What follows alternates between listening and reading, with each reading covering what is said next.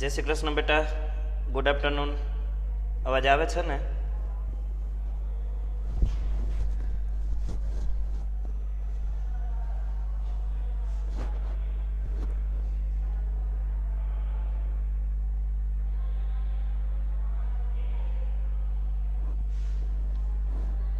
અવાજ આવે છે?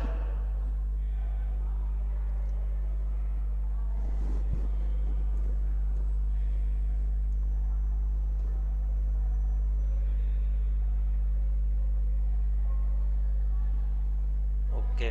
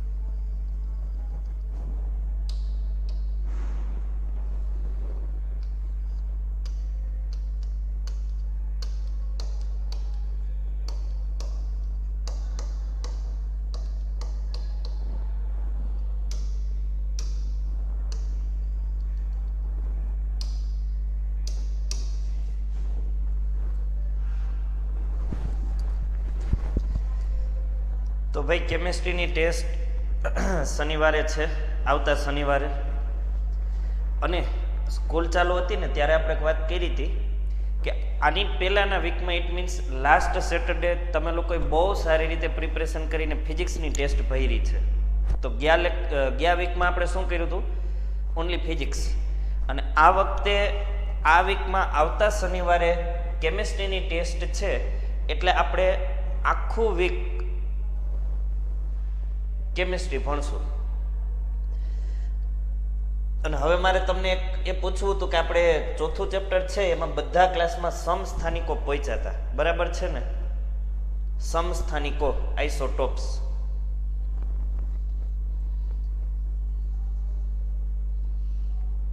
હા, સરસ.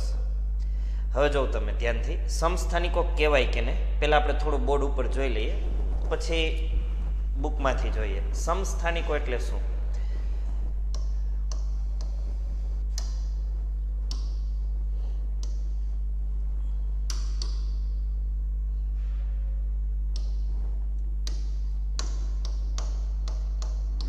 જે તત્વો અથવા તો પરમાણુઓ ના પરમાણ્વીય ક્રમાંક. પરમાણ્વીય ક્રમાંક એટલે કોઈ પણ તત્વ અથવા તો પરમાણુના કેન્દ્રમાં રહેલા પ્રોટોનની સંખ્યા સમાન હોય, પરંતુ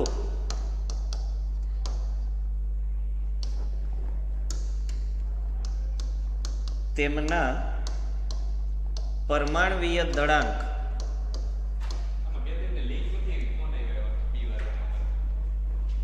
લિંક તો અહીંથી બધાને વહી ગઈ છે, જોઈ લો. છતાંય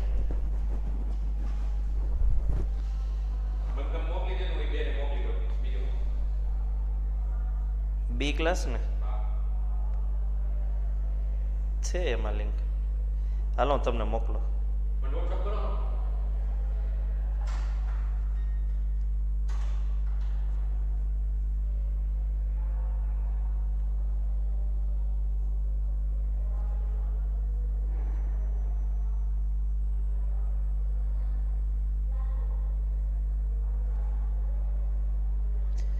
9th બીમાં આમાં દેખાય જ છે બેટા, કેમ નથી એવી એમ કહો તમે લિંક? સામે જ દેખાય છે 9th બીમાં. બધા ક્લાસને લિંક સેન્ડ થઈ ગઈ છે.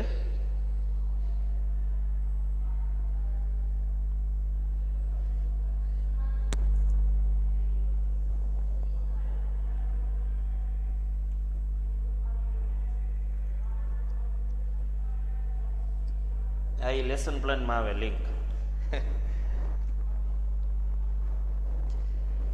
તો જે તત્વો અથવા પરમાણુઓના પરમાણુય ક્રમાંક સમાન હોય પરંતુ તેમના પરમાણુય દળાંક અલગ અલગ હોય, જુદા જુદા હોય,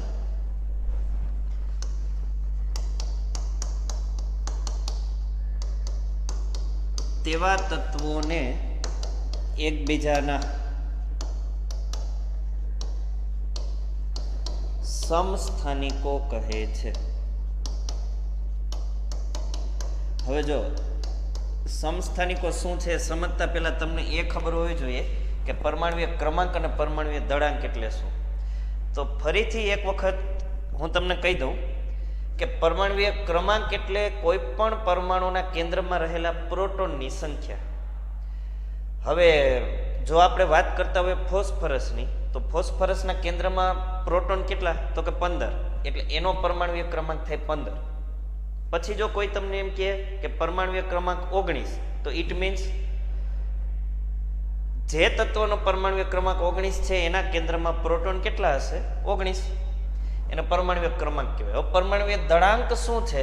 તો કે પરમાણુમાં રહેલા પ્રોટોન અને ન્યુટ્રોનના દળનો સરવાળો, અથવા તો પ્રોટોન અને ન્યુટ્રોનની સંખ્યાનો સરવાળો. કેમ કે સંખ્યા એ દળ થશે. પ્રોટોનનું દળ એ 1 યુનિટ, ન્યુટ્રોનનું આપણે 1 યુનિટ લઈએ છીએ, તો એક પ્રોટોન એક ન્યુટ્રોન હોય, સંખ્યા 2 થઈ અને પરમાણુય દળ એ 2 થઈ, કેમ કે બેયનું પરમાણુય દળ 1 યુનિટ. એટલે પ્રોટોન અને ન્યુટ્રોનના દળનો સરવાળો અથવા તો સંખ્યાનો સરવાળો એ બનશે પરમાણુય દળ, અને પ્રોટોનની સંખ્યા એ બનશે પરમાણુય ક્રમાંક. હવે સમસ્થાનિકો કહેવાય કે ને, તો કે એવા તત્વો અથવા પરમાણુઓ જેના પરમાણુય ક્રમાંક સરખા છે, પ્રોટોનની સંખ્યા સરખી છે એ બેયમાં, પણ દળાંક અલગ અલગ છે. હવે બેટા એક જ ઓપ્શન વધ્યો, પ્રોટોન સરખા છે ને છતાંય દળાંક અલગ અલગ છે. પ્રોટોનની સંખ્યા સમાન હોય અને દળાંક અલગ અલગ હોય તો હવે માત્ર ન્યુટ્રોન એક એવો વધે છે કે જેની સંખ્યામાં ફેરફાર થવાથી પરમાણુય દળ બદલાતું હશે. અને જો આપણે એને એક્ઝામ્પલ જોઈએ એટલે તમને વધારે ખબર પડે. હાઇડ્રોજન, અહીં 3 વખત મેં H લખ્યું છે હાઇડ્રોજન માટે. હવે તમે જોજો ધ્યાનથી, આ ત્રણેયના પરમાણુય ક્રમાંક મેં નીચે લખ્યા, 1, 1 અને 1 ગ્રીન કલરમાં લખ્યા છે.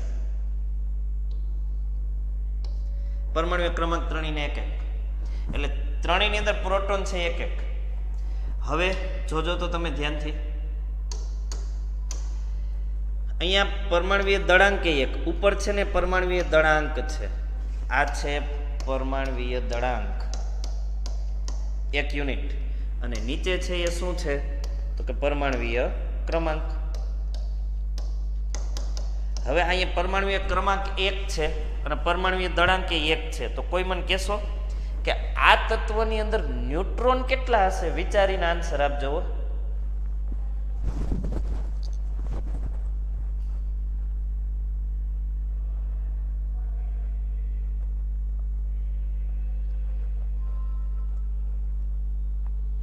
ન્યુટ્રોન કેટલા હશે? વિચારીને આન્સર લખજો. ઓકે, ઘણાએ 0 અને ઘણાએ 1 પણ લખ્યું છે. ન્યુટ્રોન 0 આવશે, કારણ કે પરમાણુય દળાંક શું છે? આ બેયનો સરવાળો, પ્રોટોન અને ન્યુટ્રોનનો. પરમાણુય ક્રમાંક 1 છે, સમજજો ધ્યાનથી.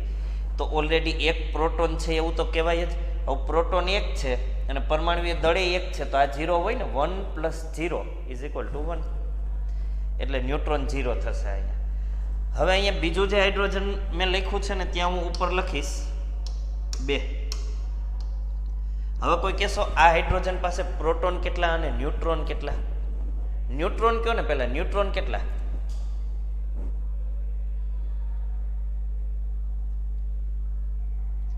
ભાઈ પ્રિયંશ, મેં જોઈ લીધું 4.3 થી બાકી છે, હમણાં લઈ લઈએ હો. એક સરસ, એક પ્રોટોન એક ન્યુટ્રોન, 1 + 1 2 એટલે પરમાણુય દળાંકાનો 2 થયો. આવું જે તત્વ છે ને એને આપણે કહેશું ડ્યુટેરિયમ. અને એ શું છે તો કે હાઇડ્રોજનનો સમસ્થાનિક છે. કારણ કે પરમાણુય ક્રમાંક બેયના સરખા છે એક એક, પણ દળાંક જો અલગ અલગ છે. અને હજી તમે આગળ જો, અહીંયા હું લખીશ 3. તો હવે કોઈ કહેશો આની પાસે ન્યુટ્રોન કેટલા હશે?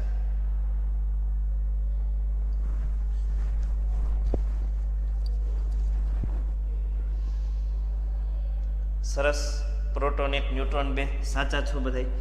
આને આપણે કહેશું ટ્રિટિયમ. હવે બેટા ધ્યાનથી જો, ત્રણેય હાઇડ્રોજનના સમસ્થાનિકો, પરમાણુય ક્રમાંક ત્રણેયનો એક એક છે અને દળાંક અલગ અલગ છે. તો એવા તત્વો કે પરમાણુ જેના પરમાણુય ક્રમાંક સમાન હોય પણ દળાંક અલગ અલગ હોય ને એને એકબીજાના સમસ્થાનિકો કહેવાય. તો આ ત્રણેય એકબીજાના સમસ્થાનિકો છે.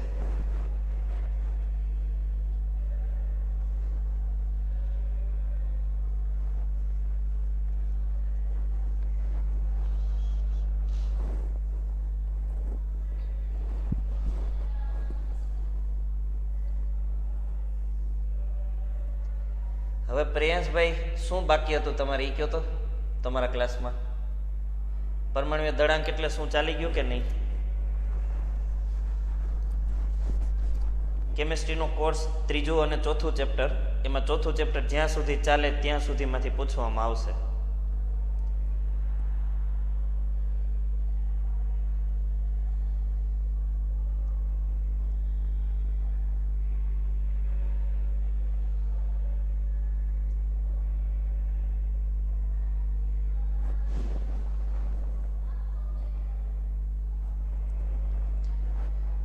ભાઈ બી ક્લાસ વાળા તમે આન્સર આપો કે તમે એમ કીધું કે ભાઈ સમસ્થાનિકોની પહેલાનું બાકી છે, તો શું બાકી હતું? આ દળાંક ચાલી ગયું બાકી છે કયો મને ઝડપથી,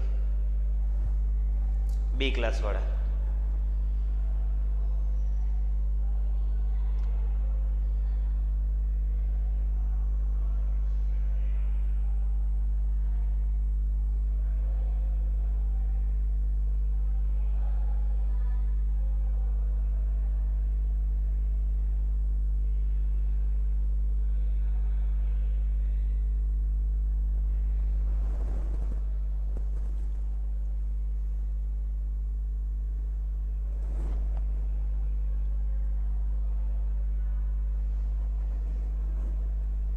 સારું, ચાલો હવે બધા અહીંયા ધ્યાન આપજો. હવે તમે અહીંયા જો, આ એણે શું કર્યું છે, એક ક્વેશ્ચન આપ્યો છે તમને, શોર્ટ ક્વેશ્ચન છે નાનકડો. એમાં એવું પૂછ્યું કે કોઈ પણ તત્વના પરમાણુને દર્શાવવા માટેની સંજ્ઞા જણાવો. તો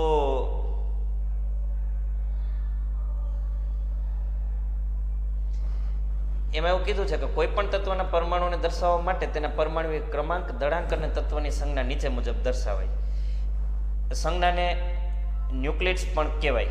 હવે એ સંજ્ઞા કઈ રીતે? તો કે અહીંયા તત્વની સંજ્ઞા લખવાની, ઉપર દળાંક અને નીચે ક્રમાંક. તમે અહીંયા જો વધારે સમજાશે.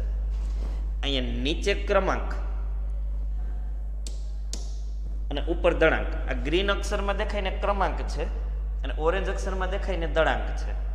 એટલે નીચે ક્રમાંક, ઉપર દળાંક અને અહીંયા પરમાણુની સંજ્ઞા, જે તે પરમાણુની, એની લેફ્ટ સાઈડ ડાબી બાજુ આ રીતે લખવાનું.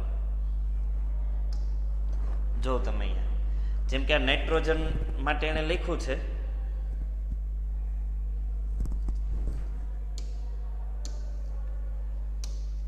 નાઇટ્રોજન પરમાણુ માટે એને શું લખ્યું? જો અહીંયા નીચે 7.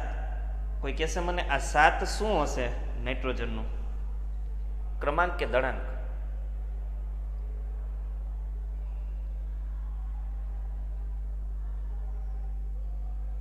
ક્રમાંક. સરસ. અને ઉપર છે દળાંક 14. તો ભાઈ નાઇટ્રોજનમાં ન્યુટ્રોનની સંખ્યા કેટલી થઈ? લખો તો ફટાફટ.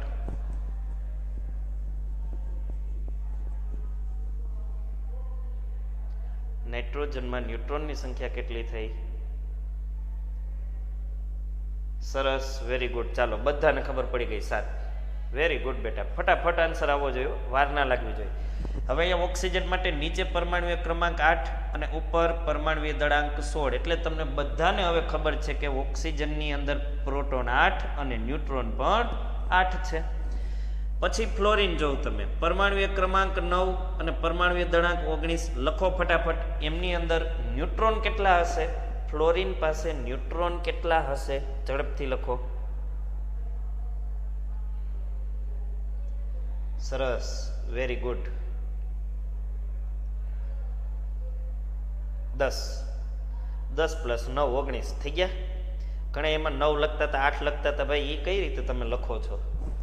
શું ગણતરી કરી નાખી તમે એવી બધી મનમાં?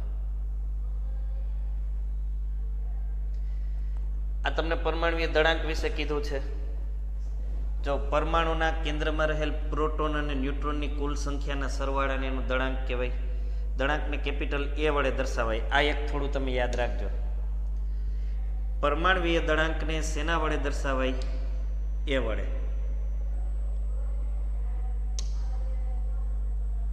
પરમાણુય દળાંકને A વડે દર્શાવાય, કેપિટલ A વડે. એટલે A = P + N થાય, પ્રોટોન પ્લસ ન્યુટ્રોન. અને પરમાણુય ક્રમાંકને Z વડે દર્શાવાય, એટલે Z + N પણ કરી શકો તમે. પરમાણુય ક્રમાંકને Z વડે અને પરમાણુય દળાંકને A વડે દર્શાવાય. A એટલે પ્રોટોન પ્લસ ન્યુટ્રોન. અને પ્રોટોનની સંખ્યા એ જ પરમાણુય ક્રમાંક થાય તો ત્યાં Z પણ લખી શકો તમે. અને તો પછી ન્યુટ્રોન બરાબર શું થાય? તો કે Z આ બાજુ Z માઇનસ થાય, A - Z, એટલે ન્યુટ્રોનની સંખ્યા મળે. પ્રોટોન અને ન્યુટ્રોનને ન્યુક્લિયોન્સ પણ કહેવાય. હવે આ એક સમજજો.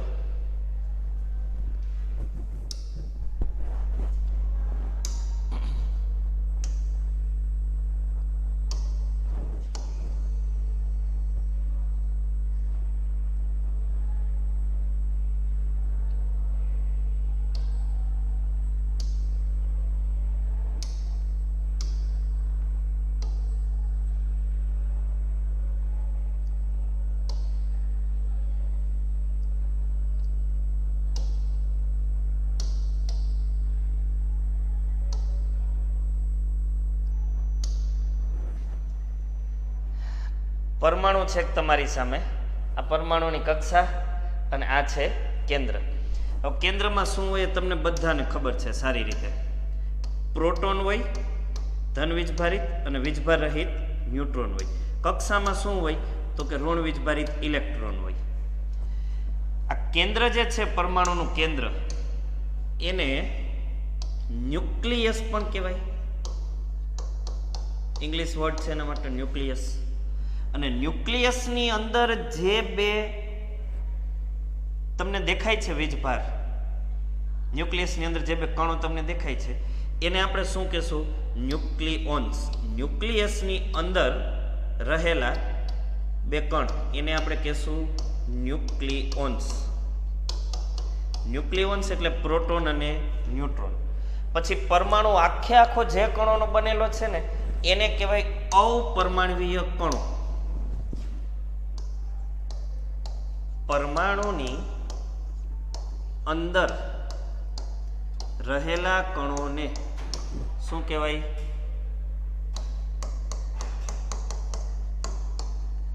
સબ એટોમિક પાર્ટિકલ્સ, અપરમાણવીય કણો. તો અપરમાણવીય કણોમાં કોણ કોણ આવશે? કયો તો ફટાફટ કોમેન્ટમાં.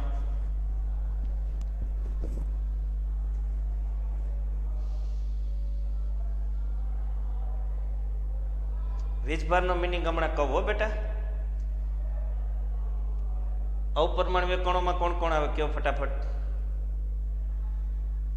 સરસ, વેરી ગુડ. પ્રોટોન, ન્યુટ્રોન અને ઇલેક્ટ્રોન. પ્રોટોન, ન્યુટ્રોન અને ઇલેક્ટ્રોન આ અપરમાણવીય કણોમાં આવે. અને ન્યુક્લિયસની અંદર રહેલા બે કણો પ્રોટોન અને ન્યુટ્રોન એને ન્યુક્લિયોન્સ કહેવાય.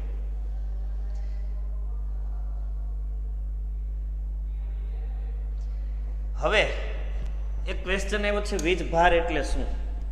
ચાર્જ કહેવાય જેને ઇંગ્લિશમાં વીજભાર. જોઈએ આપણે વીજભાર એટલે શું. સમજો બધા ધ્યાનથી. વીજભાર તો આ ચેપ્ટરના સ્ટાર્ટિંગમાં મેં તમને આ બહુ ડીપમાં જઈને સમજાવ્યું હતું કે વીજભાર એટલે શું. સ્થિર વિદ્યુતની ઘટના સૌ પ્રથમ જ્યારે બની ત્યારે સાયન્ટિસ્ટો એ માનવા માટે મજબૂર થયા કે પરમાણુનું પણ વિભાજન થઈ શકે, એટલે કે પરમાણુ અવિભાજ્ય નથી, એ વિભાજ્ય છે. કઈ ઘટના? સ્થિર વિદ્યુતની ઘટના. અને તમને આ સ્થિર વિદ્યુતની ઘટના યાદ છે? હા કે ના બોલો? હજી સંભળાતું નથી, ઝડપથી બોલો. હા યાદ છે, સરસ. સ્થિર વિદ્યુતની ઘટના. શિયાળામાં બ્લેન્કેટ ઓઢતી વખતે ક્યારેક તિખારા થાય, કોઈ અન્ય વ્યક્તિને આપણે અડી જાય અને ક્યારેક તિખારા થાય, કોઈ સ્વેટર ઉતારતી વખતે આપણી જે રૂવાટી છે એ ઊભી થઈ જાય, કોરા વાળમાં ઘસેલ કાસ્કો કે કોઈ પ્લાસ્ટિકની વસ્તુ એ કાગળના ટુકડાને આકર્ષે, અને સૌથી મોટી વાત તો વાળ ઓળાવવા માટે દાંતીઓ વાળની નજીક લઈ જઈએ ને તો આપણી પહેલા તો વાળ તૈયાર થઈ જાય, ઊંચા થઈ જાય, ઊભા થઈ જાય કે ઓળી લ્યો મને ઝડપથી. આ બધી સ્થિર વિદ્યુતની ઘટના છે બેટા. હવે સ્થિર વિદ્યુતની ઘટના બની પૃથ્વી ઉપર એટલે સાયન્ટિસ્ટો વિચારવા માટે મજબૂર થયા કે ભાઈ પરમાણુની અંદર તો આવું કંઈ છે નહીં કે જે આકર્ષણ અપાકર્ષણ ક્રિએટ કરે. તો સ્થિર વિદ્યુત આ ઘટના બને છે કઈ રીતે? અને પછી એ લોકોને ખબર પડી, તમને બધું આમે કહી જ દીધું છે, પ્રોટોન અને ઇલેક્ટ્રોનની. એટલે જે વિદ્યુતનું નિર્માણ કરનાર છે ને એને વીજભાર કહીએ આપણે. એ વીજભાર બે પ્રકારના છે, એક છે ધન અને બીજો છે ઋણ. ધન વીજભાર તરીકે પ્રોટોન હોય છે, જેને ટૂંકમાં P+ વડે દર્શાવાય, અને ઋણ વીજભાર તરીકે ઇલેક્ટ્રોન હોય, એને ટૂંકમાં E- વડે દર્શાવાય. હવે સાઈડમાં એક વાત બીજી કહું છું, એ સમજો. જો સજાતીય વીજભારો હોય, સજાતીય વીજભારો, આ શબ્દો સાયન્સના છે. સજાતીયનો મતલબ સરખા એટલે પ્રોટોન કે ઇલેક્ટ્રોન. માનો કે બે પ્રોટોન આપણે લઈ લઈએ, બે ઇલેક્ટ્રોન આપણે લઈ લઈએ, તો આ બે વચ્ચે શું થાય ખબર? અપાકર્ષણ. બે એકબીજાને ધક્કો મારે.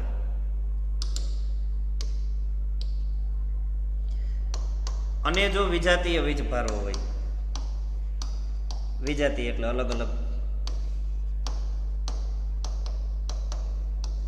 જેમ કે પ્રોટોન અને ઇલેક્ટ્રોન, તો એમની વચ્ચે શું થાય? આકર્ષણ. બે એકબીજાને ખેંચે, આકર્ષણ. હવે પ્રોટોનનો વીજભાર કેટલો, ઇલેક્ટ્રોનનો વીજભાર કેટલો? વીજભાર શબ્દ મેં વાપર્યો. વીજભાર એટલે શક્તિ. વીજભારને સરળ શબ્દોમાં આપણે કહેશું શક્તિ. પ્રોટોન કે ઇલેક્ટ્રોનની શક્તિ કેટલી, વીજભાર કેટલો? તો ભાઈ પ્રોટોનનો વીજભાર છે 1.6 × 10⁻⁻19 કુલમ્બ. વીજભારને દર્શાવવા માટેનો એકમ કુલમ્બ. અને ઇલેક્ટ્રોનનો વીજભાર કેટલો? તો કે ઇલેક્ટ્રોનનો વીજભાર એ એટલો જ જેટલો વીજભાર પ્રોટોનનો. બેયની શક્તિ સરખી છે બેટા, પણ બળ લગાડવાની દિશા વિરુદ્ધ છે. પ્રોટોન જો આમ બળ લગાડે ને તો ઇલેક્ટ્રોન આમ લગાડે, અને પાછા સરખા છે બેયના મૂલ્ય, એટલે એકબીજાની અસર સમતોલિત કરે, વીજભાર સમતોલિત કરે. પણ બળ લગાડવાની દિશા અલગ અલગ છે ને, એ દર્શાવવા પ્લસ અને માઇનસ છે. આ મેથ્સના પ્લસ ને માઇનસ નથી. તો આ છે વીજભાર વિશેની માહિતી. હવે ન્યુટ્રોન એક રીએ છે, એને લઈ લઈએ, ખોટું ન લાગે. નહીતર ન્યુટ્રોનને પાછું એમ થાય ને કે મારી ચર્ચા કેમ ન કરી સાહેબે. ન્યુટ્રોન જે ચેડવિકે જેની શોધ કરી, સ્મોલ n, એ વીજભાર રહિત છે, નથી ધન વીજભારિત, નથી ઋણ વીજભારિત. એટલે એ કંઈ આકર્ષણ અપાકર્ષણ કરતો નથી. એ તો માત્ર પ્રોટોન અને ઇલેક્ટ્રોન વચ્ચે જ જોવા મળે, આકર્ષણ અને અપાકર્ષણ. ચાલો ભાઈ, આમાં બધાને ખબર પડી ગઈ કે હજી ડીપમાં આમાં કંઈ જાણવું છે તમારે?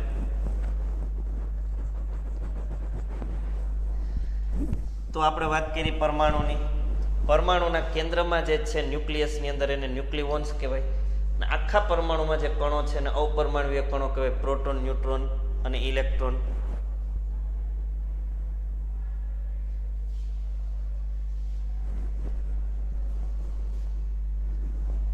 ઇલેક્ટ્રોન કેવી રીતે વેચાય ત્યાંથી બાકી છે. હાલો એ જોઈ લઈએ ભાઈ, એમાં કંઈ છે નહીં. જોઉં તમે તો હવે ઇલેક્ટ્રોનની વેચણી કઈ રીતે થાય.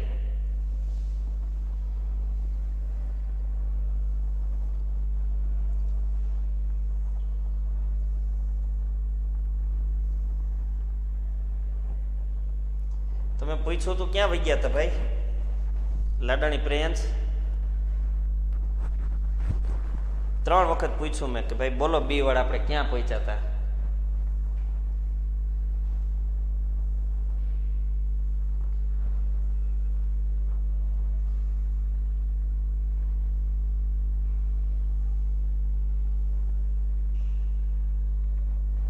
હાલો જો ઇલેક્ટ્રોનની વેચણી તમારી સામે છે.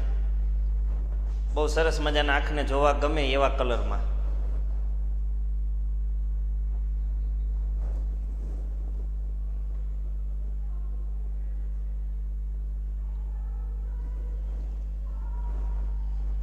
હવે નીલ્સ બોરે કીધું એ મુજબ પહેલી કક્ષા પરમાણુના કેન્દ્રથી સૌથી નજીકની કક્ષામાં મેક્સિમમ 2 ઇલેક્ટ્રોન આવી શકે.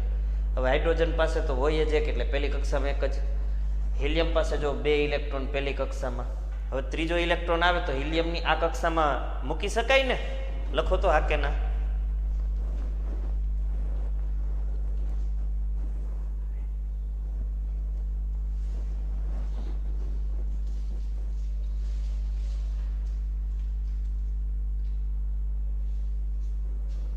ન મૂકી શકાય. સરસ.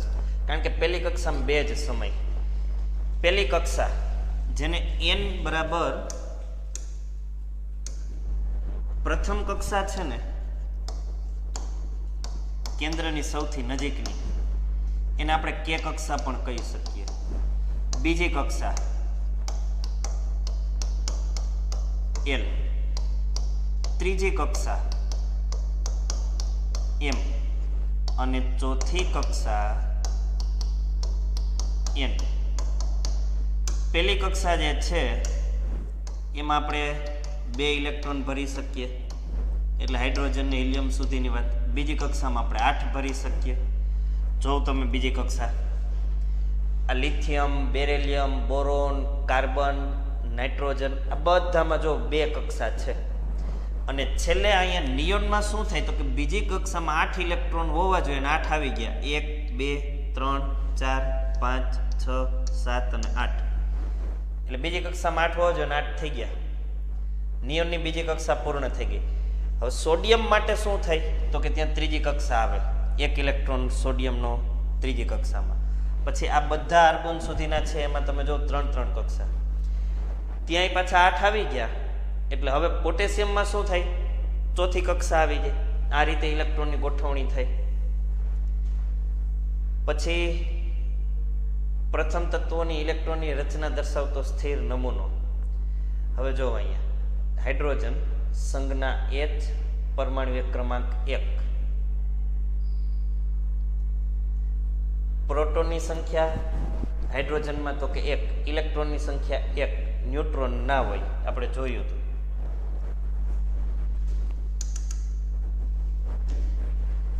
આ હાઇડ્રોજન છે એમાં પરમાણુ ક્રમાંક 1 એટલે પ્રોટોન 1, તો ન્યુટ્રોન હોય નહીં.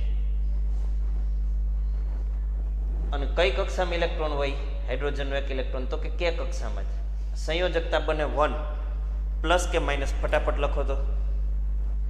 ટોટલ 7 હોય.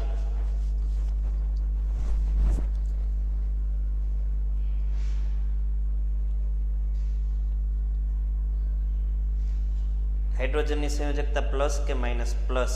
વેરી ગુડ, સરસ. પછી હિલિયમ સંજ્ઞા કેપિટલ H, સ્મોલ e, પરમાણુ ક્રમાંક 2, પ્રોટોનની સંખ્યા 2, ઇલેક્ટ્રોનની સંખ્યા 2 અને ન્યુટ્રોનની સંખ્યા 2. પ્રોટોન 2, ન્યુટ્રોન 2, એટલે પરમાણુ દળાંક થાય 4 યુનિટ. કઈ કક્ષામાં ઇલેક્ટ્રોન હોય તો કે કક્ષામાં, જેને સંયોજકતા 0, બીકોઝ એ નથી મેળવી શકતો, નથી ગુમાવી શકતો. લિથિયમ 3 ઇલેક્ટ્રોન, 3 પ્રોટોન અને ન્યુટ્રોન છે એમાં 4. તો મને કહો તો લિથિયમનું પરમાણુય દળાંક શું થાય? લિથિયમનું પરમાણુય દળ લખો ઝડપથી.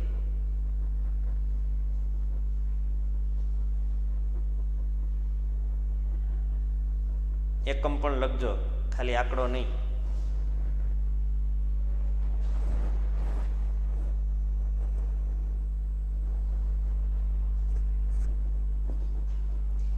એકમ ના લખો કોઈએ? 7 યુનિટ. સરસ. હવે બરાબર. ચાલો, તો આવી રીતે આ બધા તત્વો છે એનો એક તમને આખો ચાર્ટ આપ્યો છે, ટેબલ આપ્યું છે, જોઉં તમે ધ્યાનથી.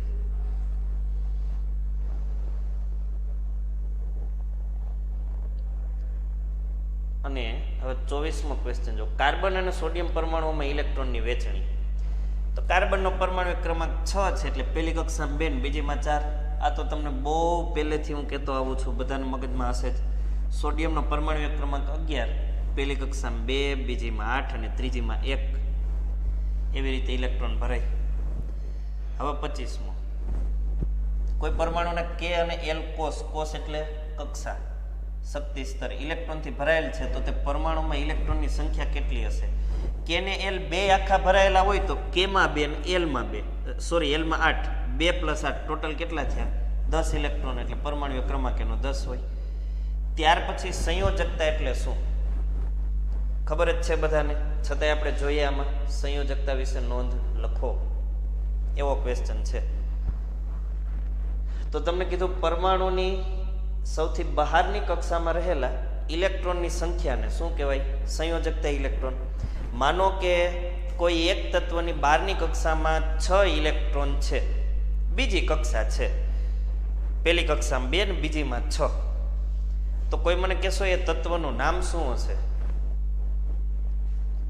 કયા તત્વમાં આવવું હોય? પહેલી કક્ષામાં 2 અને બીજીમાં 6.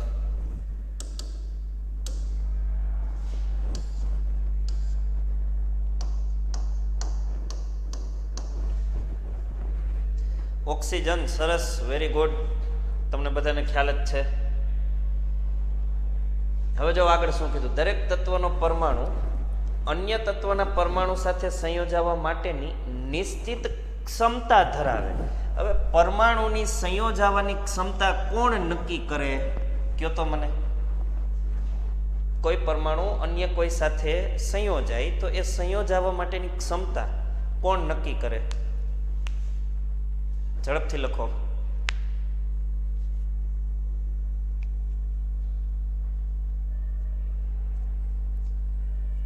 ઇલેક્ટ્રોન. સરસ, વેરી ગુડ. હવે એમાં તમને ખબર છે કે કેટલાક તત્વોને ઇલેક્ટ્રોન વધતા હોય છે અને કેટલાકને ઘટતા હોય છે. એટલે વધતા હોય એ ગુમાવે, ઘટતા હોય એ મેળવે. આવી રીતે બે તત્વો એકબીજા સાથે જોડાય.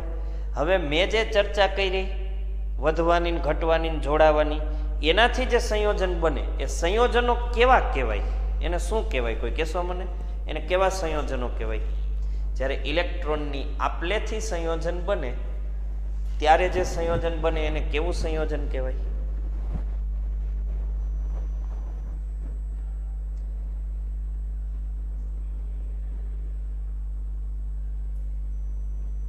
સરસ, વેરી ગુડ. આયનીય સંયોજન કહેવાય એને. આયનો વચ્ચે બને એટલે. અને ઇલેક્ટ્રોનની ભાગીદારીથી જો સંયોજન બને તો એને કેવું સંયોજન કહેવાય?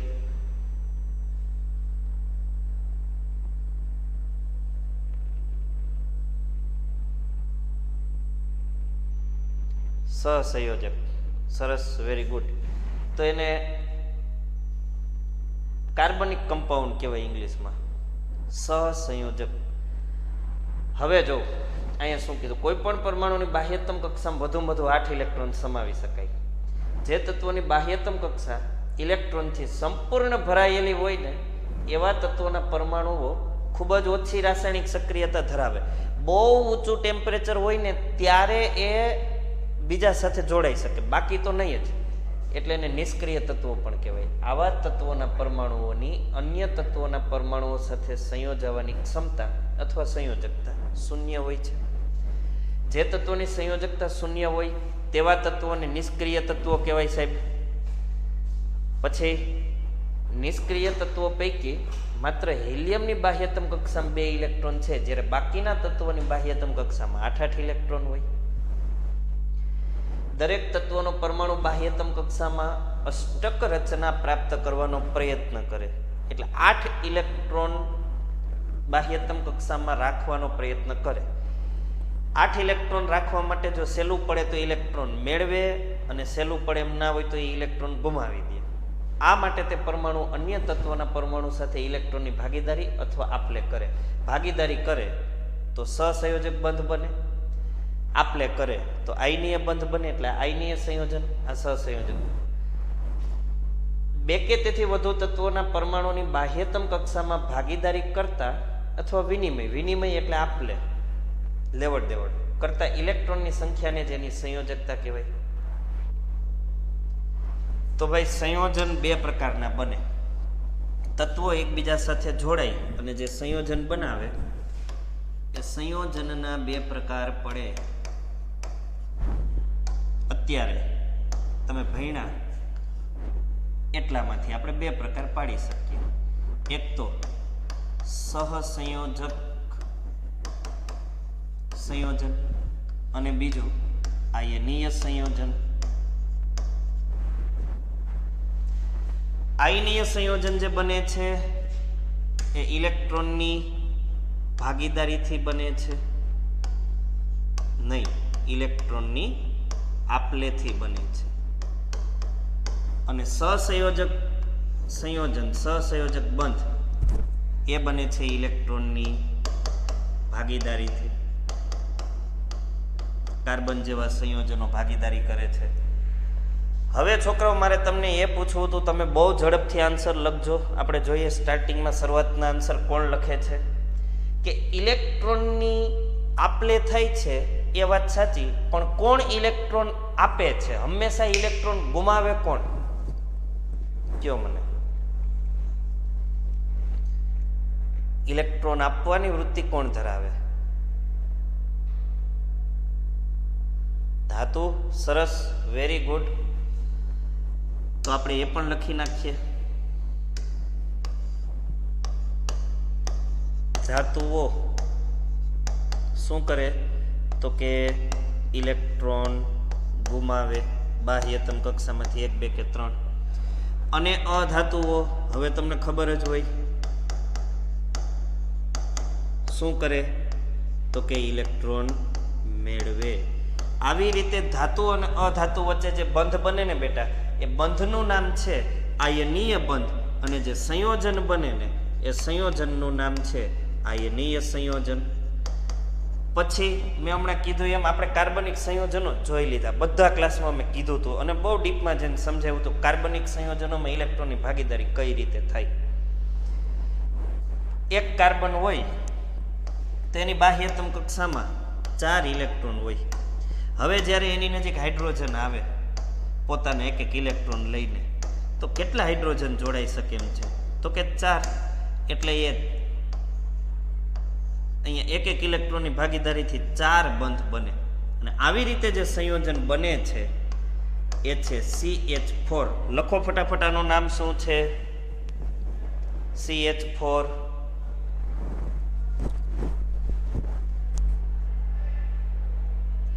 મિથેન. Very good. CH4 નું નામ છે મિથેન. અને કોઈ મને કહેશો હાઇડ્રોકાર્બન શૃંખલા, હાઇડ્રોકાર્બન શ્રેણી, એના 3 પ્રકારમાંથી આ કઈ શ્રેણીનું સભ્ય છે? કોઈને યાદ છે કઈ શ્રેણીનું સભ્ય છે મિથેન? મિથેનની શ્રેણીનું નામ શું? મિથેન કઈ શ્રેણીમાં આવે? વેરી ગુડ, આલ્કેન શ્રેણી. સરસ. તો ભાઈ હાઇડ્રોકાર્બન સંયોજનો જે છે, કાર્બન અને હાઇડ્રોજનથી બનતા હાઇડ્રોકાર્બન સંયોજનો, આ હાઇડ્રોકાર્બન સંયોજનો એની આપણે 3 શ્રેણીમાં વહેંચણી કરી શકીએ. જોતા જાજો બધા બહુ ધ્યાનથી. પેલું આલ્કેન શ્રેણી, મિથેન, ઇથેન, પ્રોપેન, બ્યુટન, તમને બધાને ખ્યાલ છે એ બધા આલ્કેનમાં આવે. બીજું આલ્કીન શ્રેણી, કોઈ મને કહેશો આલ્કીન શ્રેણીમાં કાર્બન કાર્બન વચ્ચે કેટલા બંધ હોય? ઝડપથી કહેજો, ટાઈમ પૂરો થવા આવ્યો છે લેક્ચરનો.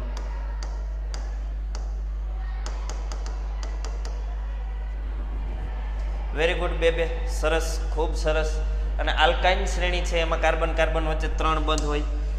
આલ્કેનમાં સિંગલ બંધ, આલ્કીનમાં ડબલ બંધ અને આલ્કાઇનમાં કાર્બન કાર્બન વચ્ચે ટ્રિપલ બંધ હોય. સામાન્ય સૂત્રો પણ તમને આના આવડે છે, પણ એની ચર્ચા આપણે આવતા લેક્ચરમાં કરશું બેટા. આજે અહીં સુધી રાખીએ છીએ. હવે ફરીથી તમને યાદ અપાવી દઉં કે આવતા શનિવારે આપણી કેમિસ્ટ્રીની ટેસ્ટ છે, એમાં 3જું ચેપ્ટર આખું અને 4થું ચેપ્ટર ચાલે ત્યાં સુધી તમારે કમ્પ્લીટ કરવાનું છે. એટલે તમે લોકો તૈયારીમાં રહેજો અને મનજો તૈયારી કરવા. જેમ તમે અહીંયા હતા, હું તમને પાકું કરવા આપતો ને બીજા દિવસે તમે મોઢે અલગ અલગ ક્વેશ્ચન આન્સર લખીને આપતા, એવી જ રીતે ઘરે પણ તમે આ વસ્તુ ચાલુ રાખજો. એટલે બહુ સરસ તૈયારી થાય અને આપણો એક પણ માર્ક્સ કપાય નહીં. અને ખાસ તમને બધાને એ કહેવાનું, બાકીનું કરાવશો ને? હા ભાઈ, કરાવવાનું જ હોય ને, બધી વસ્તુ કરાવી દઈશ. જે કાંઈ બાકી છે તમે ટેન્શન લ્યોમાં બી વાળા. અને બીજું એ કહેવાનું કે જે વિદ્યાર્થી મિત્રોએ ફિઝિક્સનું પેપર એજ્યુ ક્લાઉડમાં નથી મોકલું એ કમ્પલસરી એજ્યુ ક્લાઉડમાં મોકલજો, નહીતર પેપર ચેક નહીં થાય, 0 માર્ક્સ મળશે તમને. પેપર તમારે કમ્પલસરી એજ્યુ ક્લાઉડમાં જ મોકલવું પડશે. તમારું એજ્યુ ક્લાઉડ બંધ હોય કે બીજો કાંઈ પ્રોબ્લેમ હોય તો તમે સ્કૂલના ટાઈમે આવતીકાલે 12:30 પછી ગમે ત્યારે ફોન લઈને સ્કૂલે આવજો રિસેપ્શનમાં, તમારો પ્રોબ્લેમ સોલ્વ થઈ જશે. પણ પેપર ફિઝિક્સનું તમારે એજ્યુ ક્લાઉડમાં જ મૂકવું પડશે. હજી એજ્યુ ક્લાઉડ આજે ઓપન છે, એટલે જેને બાકી છે એ તમે એજ્યુ ક્લાઉડમાં મોકલી દેજો પેપર, નહીતર 0 માર્ક્સ મળશે તમને, પછી કહેતા નહીં. હવે આજે હોમવર્ક હું કંઈ નથી દેતો, પણ તમારે એક વસ્તુ કરવાની છે. શું? એ સાંભળજો બહુ ધ્યાનથી. હોમવર્કમાં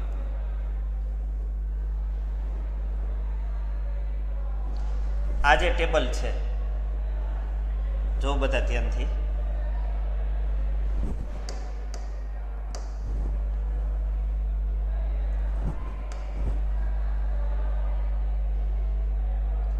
સ્ક્રીનશોટ લેવો હોય તો લઈ લો. આ ટેબલ તમારા હોમવર્કમાં 2 વખત લખવાનું છે. સ્ક્રીનશોટ લેવો હોય તો લઈ લો. આ ટેબલ તમારે હોમવર્કમાં 2 વખત લખવાનું છે. એજ્યુ ક્લાઉડમાં પણ હું હોમવર્ક મૂકી દઈશ. સારું, તો આજે અહીં સુધી રાખીએ. દરેક વિદ્યાર્થી મિત્રોને બાય, જય શ્રી કૃષ્ણ, જય હિન્દ.